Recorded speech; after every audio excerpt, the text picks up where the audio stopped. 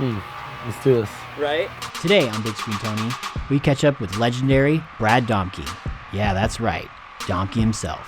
Hope you enjoy. Hi, my name is Brad Domke. I'm a professional skimboarder from Sebastian, Florida. Do you remember the first time you really started going to the beach and got involved with any type of board sport?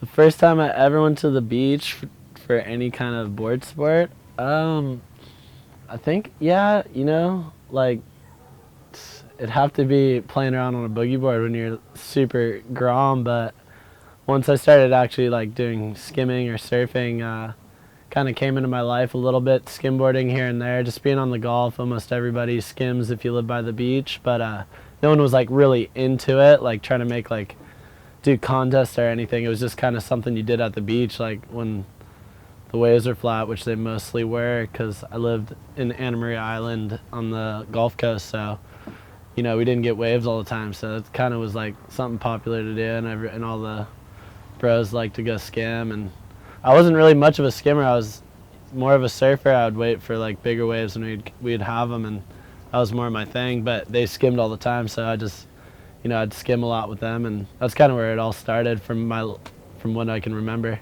It's so funny. I spent a lot of time on Anna Maria Island this year.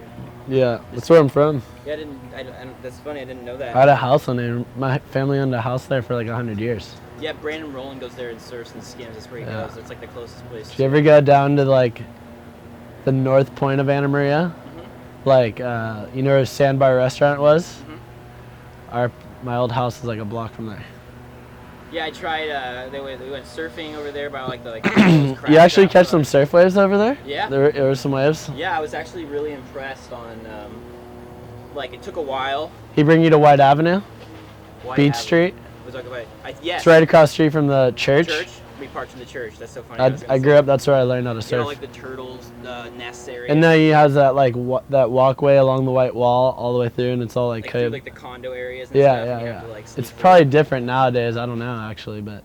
But yeah, I actually did go there a bunch of times. Yeah, that's where I grew up surfing. You skim past the beer can. That's in Longboat Key. Okay, I'm mixing them. I've been to beer cans though. That's funny. You've been there. That wave, if you had a winch.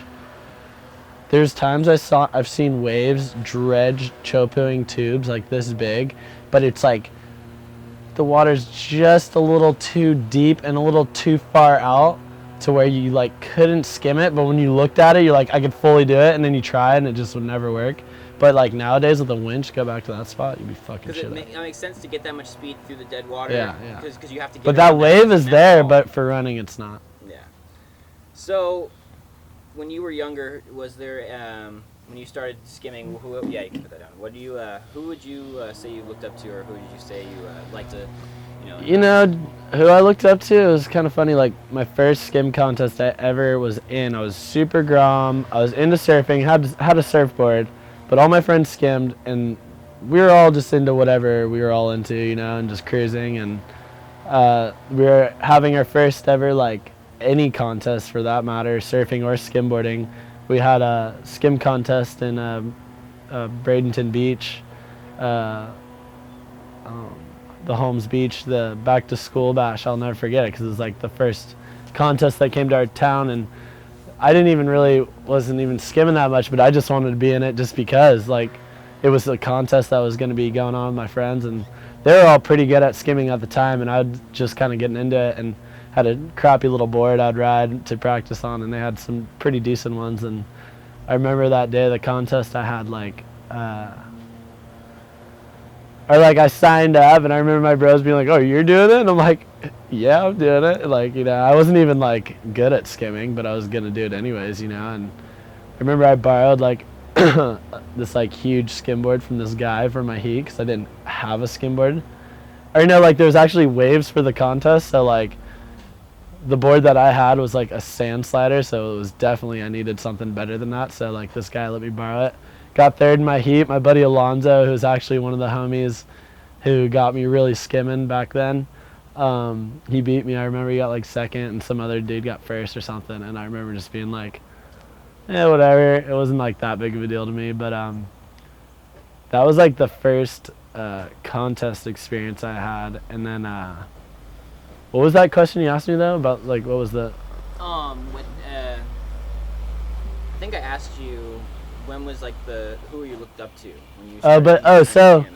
anyway, so yeah, so like did that contest and you know I didn't even really know of professional skimboarders or anything of that matter, like you know that it was like global. So there wasn't like Kelly Slater like you seen on TV all day long, or like you know like the big names. There's no like big name skimboarders, you know, like on the on the TV. It just wasn't. It's not mainstream, you know. So like you don't even know. You just kind of think like this is just like a toy for the beach, and then you're just like cruising, you know.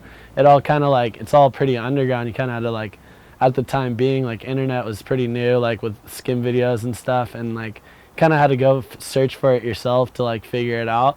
And like I found Skim online when I was really young, I remember, and that's Aaron Palusa's site. The thing's probably the longest going website for skimboarding.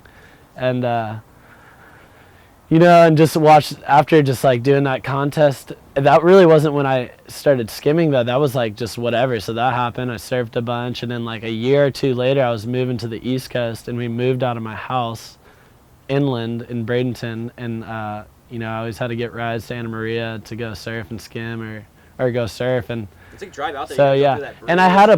had a place, but we were in the middle of like moving to the East Coast, so I had to like, so we just like rented out this complex building, or like you know, just like a place to stay for like the summer, you know, until we moved to the east side, because you know we were like whatever, it's our last summer over here, so like go rent out a place on the island, just go chill, and then like you know it was summertime, so there's so many days of flat waves, you know, but like when it was flat, you know, there was nothing else to do but skim. So, and actually, I have footage from back then too of that summer, and there was actually really good skim those years, or that summer in particularly. And I remember I got great waves all the way till the day I left, and then when I got to the East Coast, it was just like firing, and I like was like, never gonna leave here. And then like, next thing you know, Wabasso, the place where I moved, ended up being an unbelievable place to live for skimboarding. It was at the time before the hurricanes, the way the beaches were set. It still gets really good there, but not like it doesn't hold as big as it used to. Like it used to come really big and onto the beach, and but nowadays it's like it'll get good for skimming, but not like once it gets a certain size, it's off the beach. Do you feel that's because of those reefs and then that artificial reef that lines up? They around just the throw a coast, lot. or- They've been just, you know, they do a lot of, they bring a lot of sand on the beach, and it's like not even sand, it's like dirt. So it just like messes it all up, I think. They're just like burying bars, like. Yeah, they make their own. Yeah, it's just, I don't know. It's just not cooperating with the naturalness, and it's not like helping the skim there, that's for sure. But I mean, dude, summertime, it's just like, Florida just turns into skim because it has no choice because the waves are just small. But then after, you know, but anyways, long story. After doing that, you know, I started like a year later before I moved over to or that summer before I moved, I was getting into skimboarding a lot, and we all went and did another skim contest that summer. And this was after I actually ended up like I had like a pretty decent fiberglass board, and then I moved up to like a Zap comp. It was like a black Zap or something, because like where I was at the time, that's like all they sold. Like I'm not even sure. I'm pretty sure XL might have just started their business around that time, and yeah. So I actually That's like, no, but that's what makes sense. no, but I got like I actually like stepped it up and got like a nicer board that summer, and then next thing you know, we all like cruised down to Fort Myers and did the skim contest, and all of us were in it, and I ended up winning it, and like that's right when I was like super frothing. I was like, yes, I was like, I can do this now. And then like went back home, or no, and for my prize it was like a brand new board, or like it's like $100 to like this surf shop, or like $150 or whatever to the surf shop, and I chose that instead of the board, and I got like Kelly Slater Pro Surfer, the video game, and I got Magic Carpet Ride, Bill Bryan's movie, 10th Street Bros, and George Bryan. And those are like two things that I copped with my money. And when I went back, I watched that video as many times as I could watch that video. And like that's basically like once I seen that they ride in wedges, and like they bring it to that level of like different kind of like, I saw the wedge, I saw all the waves they ride. I was just like, something like addicting in my mind, just like I wanted to be a part of that. Like, even though I've been surfing and I've been growing up on like Lost videos, all the crazy like surfing videos, you know, like, and that was like, it was crazy because surfing was in my life really first, and then like skimming came into it, and just, I don't know, my age, everything, the timing, it was all like, just, I don't know, it was just, it worked like the way where I lived for the waves, the skim, just how I was skimming at that time, it just all worked out. And next thing you know, like, I like ventured off, went to New Jersey, did my first contest, and then like did like a whole solid year of amateur stuff. And then like the next year, I think it was like the next year or two, I actually like decided to go pro after winning a Panama contest, or like a pretty big one that like I felt like was pretty hard to win. And because it was like, at the time back then, like the Panama City one was pretty nuts because everyone was pretty tech and pretty good, like John Bunn and like all the Corbin Dole and Sean Geiser. Those guys are just like crazy, like with their, like, you know, their tech tricks at the time when we were like super grom, and Stephen Bradford, like all those guys. And that was like our, you know, our age bracket, which was like 15 to 17 or something. Won that, felt confident, and was just like, came home and I was like, told my mom, I was like, I'm just gonna go and try to do the pro division, like whatever, you know, like why not? I'm gonna travel all the way to New Jersey, might as well go for it. I like, you know, I did it, and like a lot of people were like, I remember they saw me up on the board because I was the youngest kid at the time. I was probably like 15 years old, and the rest were like in their 20s, like in the skim contest, and I felt really prepared, and ended up placing, I think it was second. Yeah, I got second place. And then Paula won. And then, but it was super cool. Like, That blew my mind when yeah, I saw that. yeah. I literally was like counting. I was like, wait, is this old? I was like, Yeah, I was like yeah. trying to calculate like how young Yeah. you actually were. I was 15 years old, and I got second place. And I kind of like, I want to say it was like $800 or something. Like, wasn't that much money, but like I was at the time being 15 years old and just like skimboarding in New Jersey for a vacation and making a little dough on the side. It just sparked my interest to keep doing what I'm doing.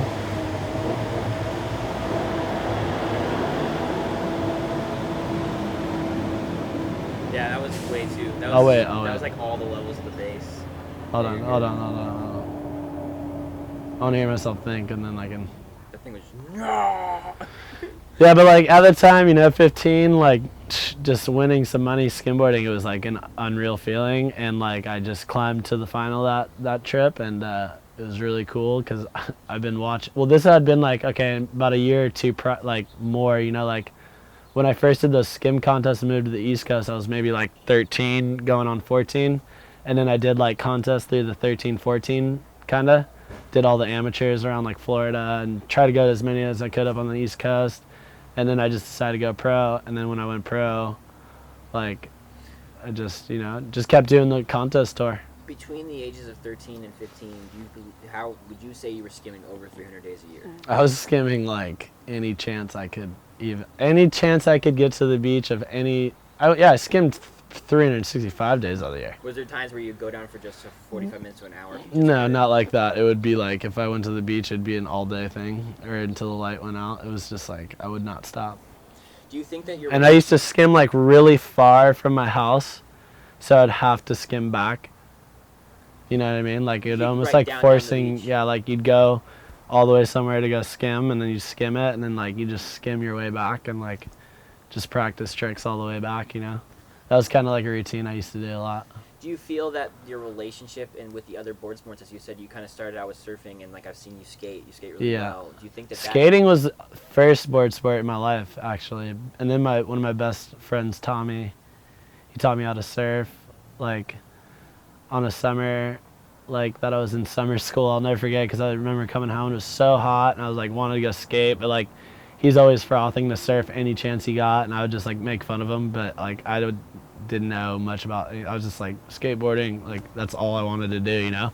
And then once my friend brought me in the water and like started like once I got on a wave like surfing, like my first day, like I was just hooked to the ocean forever.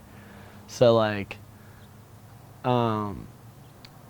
what was that question again? Do you feel that your relationship with skateboarding and surfing helps? Oh, so yeah, like, so anyways, the all the skating, I was that going, helps? when I was a skateboarder, I wanted to go pro. Like, that was like my thing, was like, that's what I did. Like, I skated all day. We used to go to schools.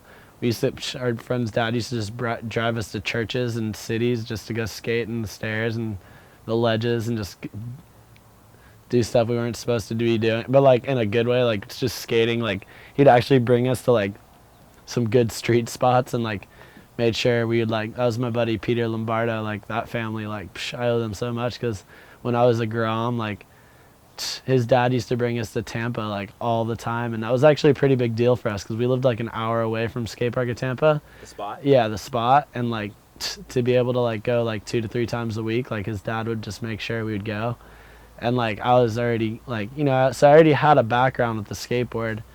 And then it came surfing, then it came wake skating, wakeboarding, and then it came like skimming, and then scurfing, and then toe and skimming. It just all like, next thing you know, you try it all. You just try it all, dude. And then it just, that doing all of it helps make whether it helps or not, like, who wants to just do one thing all the time? You know what I mean? Like, you get bored and you're just like, it's just pure out of like, you know, like to keep things interesting and like, you know, like entertain yourself, like try something different. Like, yeah, we can, it's like, it's fun knowing how to do things, but like after a while when you know how to do it, like why not try something else just to like give yourself a challenge, you know what I mean? So that's kind of just how it goes.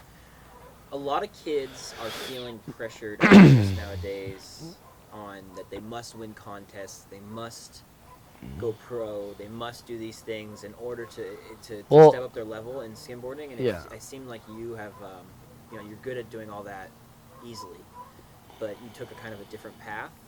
Well, I mean, like I said, I started skimboarding professionally at 15, so I'm 25 now. That's about 10 years of doing contests.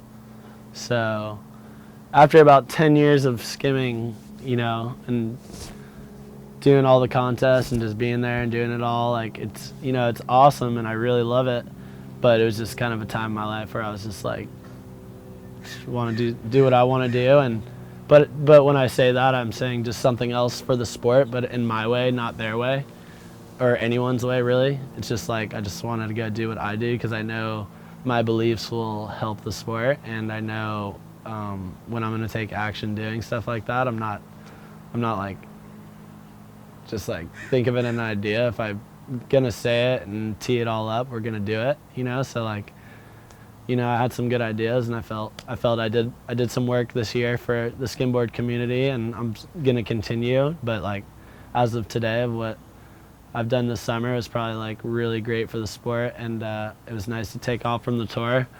I don't really know if skimboarding contest is like my full-on passion of life, like what I want to do for, like, you know, like do I really want to go to every single contest and like compete? It's really not my passion to like win like contests, you know, but like I still like doing it and it's fun to compete. But right now I'm just kind of trying to find myself in what I ride, what I like to do, and you know, kind of do little secret missions that, like, you know, to get people amped up and have something exciting to see in the future that people aren't going to expect, and just keep things interesting, you know, not like stuff we already know. And, you know, like the contest scene, like I already know about the contest scene. I already know about all the different events and what's going to happen. Or, I mean, not like what's going to happen in the contest, but I already, you know, it's time to like see other things and, you know, explore. It's always a gamble, you know, making trips like that and doing stuff like that and doing things your own way, because definitely doesn't go your way all the time. You have to go through a lot of, you know, trials and errors to get to where you want to be, and you never really will get to where you want to be, but you just got to keep pushing, you know. But I think for like the skim contests are great. I love watching them. I keep up with all of them when I'm not there. I love watching Sam, Blair, Austin, and Jake and Sears, all the boys, everybody. You know, just killing it. Perry, all those kids, they kill it. You know, and they're all frothing and they've been killing the contest. But yeah, I got some cool ideas for the future that I'm gonna, you know, I just let you guys wait and see for it, and hopefully you stay tuned because it should be some good stuff. So, Do you want to talk about how, you know, did you do anything special or do anything, practice anything or learn new things or try to focus on stuff when you started doing your toe-in stuff, when you started getting into these bigger waves? it's kind of crazy. It's just like kind of the lifestyle you live in Florida. Like we're just kind of like motorheads over there and like surf skim rats, and like it's all kind of like relevant. And when the waves are small, you want to go behind a boat and shred your board that you can't shred in the ocean because there's no waves. So you kind of get good at like, you know, like behind the boat, you get the ski rope thing, you know, you get it all going, and you ride waves, and it all just kind of collaborates, you know, and like it's kind of just the lifestyle over in Florida, you know, like, dude, I remember we just like try to tow in with anything we can, freaking ATVs, and freaking your buddy running down the beach that's really strong with a rope pulling you on a skim just to hit a tiny little PVC pipe like you're grinding it. We've done it, been there, done that, you know, like riding boats, just skimming around, freaking. Dude, we've had skim contests in Florida where we've had a boat drive by to make waves. Like, so, you know, the skis and the boats, they're all kind of been there in Florida. So that's kind of where I think, like, you know, it ignited the whole towing thing in my eyes, because I was pretty good behind the boat. Like, well, not like pretty good, but like I knew what I was doing behind the boat, and it's kind of all, you know, it all came together, the surfing and the skiing. But, you know, me and Alec Parker, an old friend, I mean, like, a buddy of mine that I've known for years, but he's a pro surfer. I don't really see him that much, but he's off doing his own thing. But years ago, I'm pretty sure he got that jet ski doing like a crazy air. One of these events in Sebastian for surfing, they had like a tow-out contest, and like he did a crazy air and like won this jet ski. And I'd never met him before, and Matt Keckley was like, yeah, we're gonna go do some whips down the inlet, and it was like pretty nice inlet. It was like 4 foot, clean, like super on, and I just brought my skim. I didn't even bring a surf. And he's just like, all right, you gonna use that thing? He was like, yeah. And I have the first sequence of like my realest like toe out wave ever. Like I had done toe-ins actually before that, but like not how we did it that day, you know what I'm saying? And we actually got I have a photo of it. It's pretty funny because I think about it sometimes, because I did a frontside air, and I just remember just being completely hooked, just being like thrown at a perfect wave going that fast on my skim. It was like a dream, you know? And I was just like, oh my God, I've been waiting forever to do like something like this. And then we were just rallying that day, and I think since that day, I've just kind of like always had in the back of my head like toe-ins and all that stuff. But like nowadays, it's just like, you know, you ride these, I go to these spots with these like these really good waves, you know, it's just like bigger, gnarlier, scarier, just like the level's just going without, I don't even notice it. We're just doing it and going. What in particular would you say, like, was it like in Puerto, like how did it feel? Like, does it ever meet where the board's so thin where you like it starts to vibrate underneath? Dude, it's happened like, so quick. It's just kind of like, and you don't even know it's you're just crazy, dude. Yeah, like when I watch it on film, it's like all feeling when once you get to like a certain size wave, you like, I feel I almost like, it's just all natural feeling. I'm just like, I'm not even going to think about what I'm about to do. I just like, I'm going to be on this and ride how it feels it should be ridden with the skim, and just like, that's the pure fun in it, where you just like don't know what's going to happen, and then sometimes when it all works out, you're just like, what? That's crazy, yeah. Going into the void.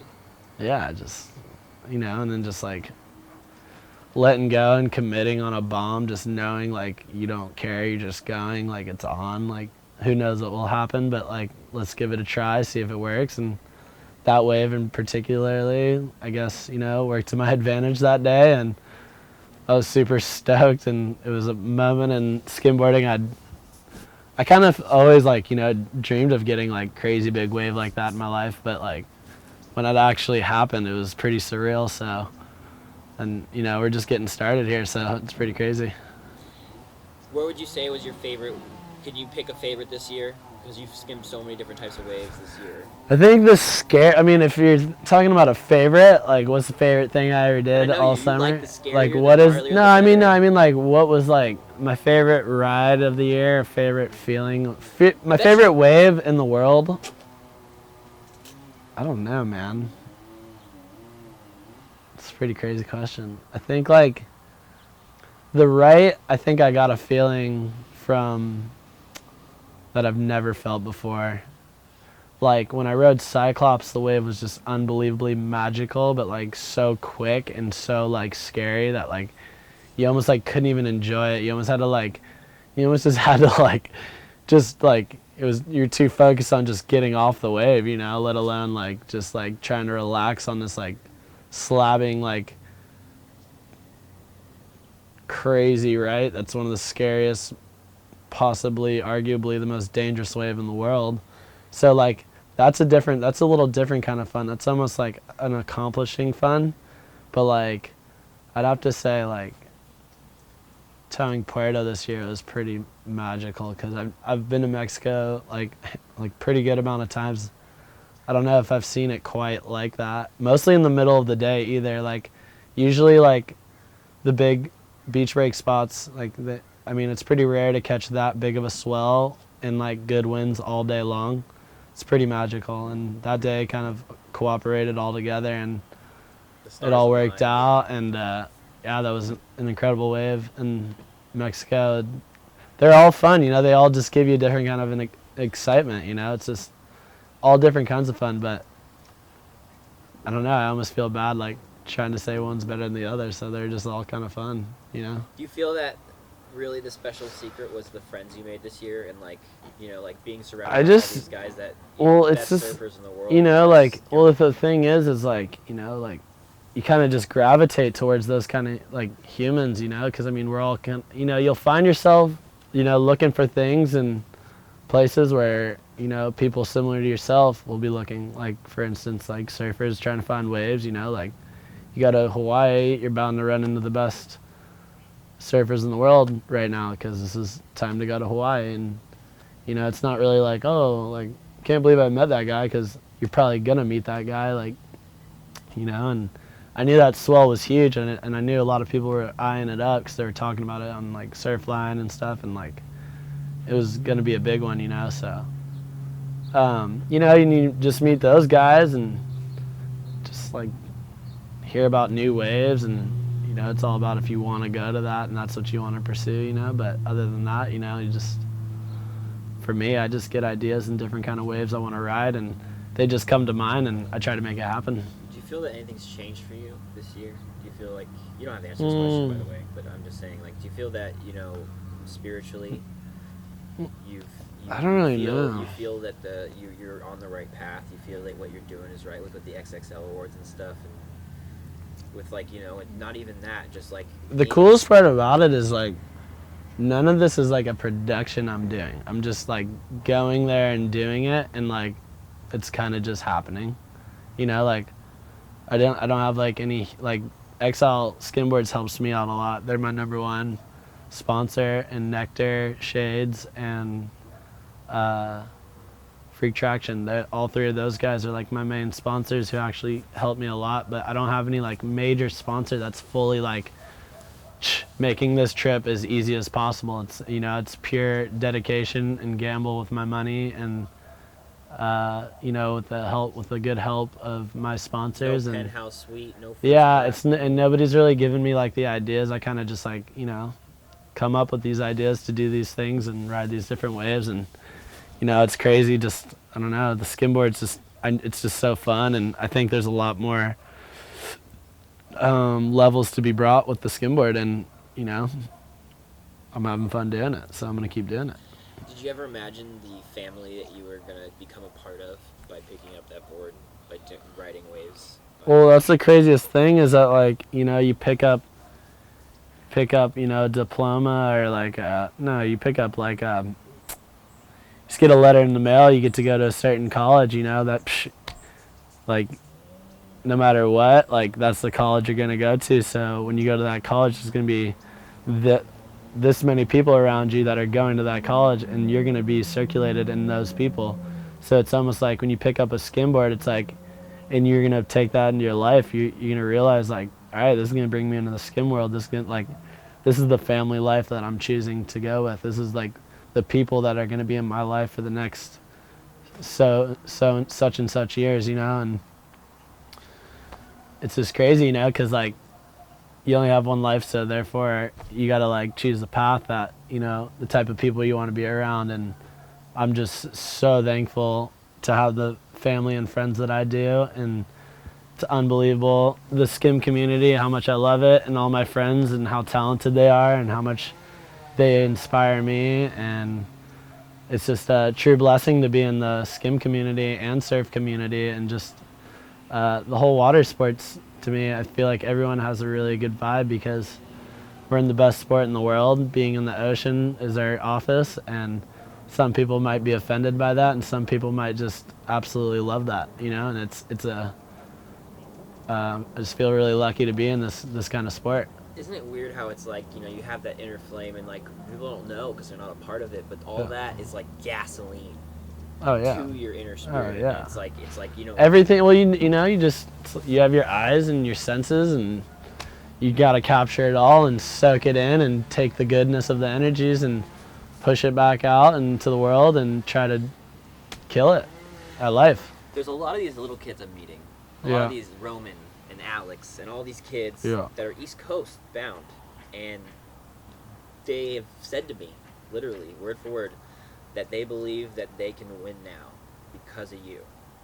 Because of the things you did, it makes them feel that because of where they're from doesn't limit. No, definitely never does. It never It almost gives you more of a title because, if you think about it, like, if you're from somewhere else, you almost have, like, you're going to have more passion to do it, even more so than, because you're going to have to want it more. If you don't live at Wedge and you live in Florida, the guy who lives at Wedge ain't too worried about it. He knows he's going to catch it next week. You got to, like, figure out how you're going to get there. Like, like work your way up, be actually able to skim the spot. It's like, you got to, and as a grom, I never felt like that was a problem. I just felt like I just got to get out there and go do it. Do you ever feel when you're training that you plateau and then you immediately focus that you're like, I'm plateauing, let's do something new. Let's try this. Plateauing to me is just doing something too much the same, so just like, you gotta always just keep it changing, whether even if it gets goofy and weird, whether you're gonna freaking go slalom skiing just to like behind a boat, just to learn something new, just to like pop a new light bulb in your head of just everything. Like, if you ever find yourself, like I almost like, I wouldn't, it's weird, when I was young, I'd want to skim 8 hours a day. Now I'm just like really taking importance on, good days, and, just like making sure I don't like miss the good day instead of just actually being there all day on a crap day, because I just want to ride really good waves with the skim nowadays, but. And you only have so much energy. Yeah, and like once you get to a point, you want to direct your best energy into the best parts of the week for skimboarding or whatever you're doing. It becomes more of like you dial it in when you want to do it. I can't even. I've been phrasing this question to so many different people the whole year, but did you ever fathom when you let go of that rope, what it was gonna do? I don't really know. No, not really. Like Stab and Surfer and Tony Hawk. I knew, like, I don't really know. I just. It's corny to jump on. I didn't. I mean, like, you never know. You never know. You just like, that's my sport. I was already out there just to go do it. I don't even care. It was my buddy Dylan was filming on the beach. He was one of my best friends, if not my best friend. Yeah, it wasn't like it wasn't like you had like 40-foot cranes and like helicopters. It was like your friend that's been filming, making videos with you for like your. Well, it's like you came my buddy Dylan, brought him down there. We just like had, basically, and we just had no. We just knew we were gonna have fun no matter what. We're like, didn't really care if it was gonna be a crop swell, big swell. We'd never been to Puerto Escondido before. So I was like, I've always wanted to go, and I'm just like, dude, I got to get down there, and I eventually got down to Puerto, and then that day, the morning we woke up, it was like 10 foot solid, and people were already out there paddling some bombs and stuff. And Was Jay Adams down there? yeah, I met Jay Adams down there. That one That was the first time. Sorry. But yeah, that's That was the first time that I met Jay Adams. Hold on. The first time that I met Jay Adams was down in the first time that I met Jay Adams was down in Puerto, but I had actually seen him maybe about 1 year prior to that, or like the last October. I was skim surfing out at Lowers, and I seen him paddle by me, and I remember seeing the tat on his face and being like, dude, that's Jay Adams. And like, cause like we all, like, you know, when you see him, you know it's Jay, you know. And then I saw him surfing, and he was shredding. And I remember he paddled by me. I wasn't even sure what he was like looking at me. I don't even know if he would have remembered that or not, but like, paddled by me, and I remember I just was like head deep in the water, just like, what is this guy? Like, who's this guy doing? You know, but he didn't really talk to me. But then like 1 year later, I met him exactly the day after I caught that wave in Puerto. He was down there with his wife, and super nice guy, just full of stoke. Was just down there to have a good time. He was just down there to have a good time, and you know, just hanging out with his wife and surfing every day. And he had passed away, and I got a photo with him and my buddy Dylan, and my buddy David Langer had towed me into that wave, and he's a pro surfer. And we got to like chill with him that night, and you know, talking about some stories, and just stoked on surfing, just being in Puerto and skimboarding. I mean, I don't care if this is on camera, but I felt like, you know, when I feel like there's defining moments for every person. Yeah. I always feel like the universe translates that energy. Yeah. And for you to bump into him down there, for me, I feel like I just hope that. Oh, dude, it was crazy. I got like, you know, after meeting him and then seeing like him pass and just like remembering all those happy moments that he was down in Puerto, just like living it up and surfing it up, and just like knowing that his last days on Earth were in Puerto getting barreled. Like, it's not too bad a way to get, you know, go, but you know, it's his time to go, and he really found himself in the last couple years. I've been told about like quitting doing things I used to do, and he's like really finding his spiritual side, which is cool. Like, good to know that he was feeling that before he passed, so that was good to know. But super awesome guy. It was an experience, and almost like a sign when I got to meet him, so that was really cool. And yeah, Jay Adams, rest in peace. Is there anything you want to add, buddy? Anything we skipped over? I feel like, okay, like to round you out? skimboarding as a whole, you know, it's doing its thing. There's so many aspects and directions it can go, and it's just cool to see the sport growing, and it's fun, you know, coming up with new ideas all the time, and just trying to figure out where we can bring this board to another wave and do more things with it. And for everyone out there that likes skimming and doing what we do or watching what we do, thanks for the support, and cheers. I'd like to give you one more chance to introduce yourself. Okay. And if you want to say thank you to your sponsors, I'll make sure to put that stuff in there. Yeah. My name, yeah, I want to meet that. Hi, my name is Brad Domke. I'm a professional skimboarder from Sebastian, Florida, and that's it.